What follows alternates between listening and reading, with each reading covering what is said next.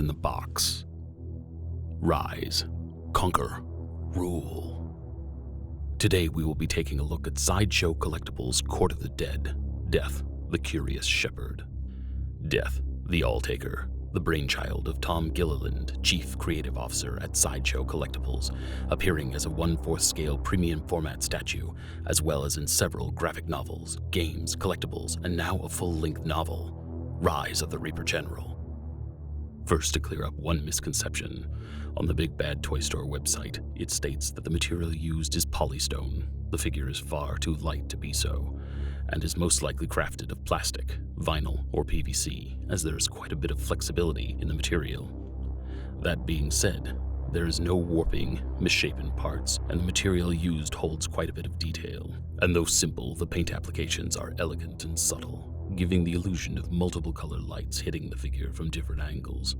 Not quite as large or detailed as his premium format counterpart. At 15 inches tall, the Curious Shepherd does stand confident and at home next to Sideshow Collectible and Pure Art's 3 prestige statuettes, the feature of next week's episode.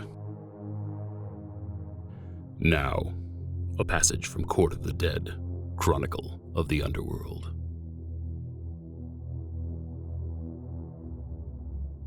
The light will forcefully define you, while in darkness, anything is possible. The Rise of Death. Death had little time to understand himself before he was yoked with the dark deed. He only knew that he bridled at the idea of despoiling the mortal realm, the last legacy of his parents, for the sake of a war he could not yet fathom. Yet alone in his tiny dark realm, he was bent to their service.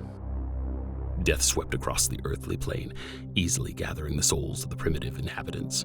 It seemed their realm was constructed of perils that caused their deaths. Yet that level of violence didn't seem to be enough for these early humans, as they soon formed societies that allowed them to consistently murder one another in an endless display of brutality reminiscent of the Celestial War. And yet the Celestials themselves remain unsatisfied, lusting always for more Etheria, which could not happen without an increasing number of humans dying. Death was forced to draw upon his own essence to create both companionship and assistance in performing the dark deed. As the harvest of souls continued, Death found himself unexpectedly fascinated by humanity. Unlike the Celestials, humans had the capacity to evolve. They were complex, contradictory, and full of curiosity, capable of both great rage and violence, yet also of great loyalty and love. These strange creatures, so weak and yet so strong, were the embodiment of order and chaos intertwined. Death saw what the Celestials could not. In the human soul, Etheria could find balance and peace.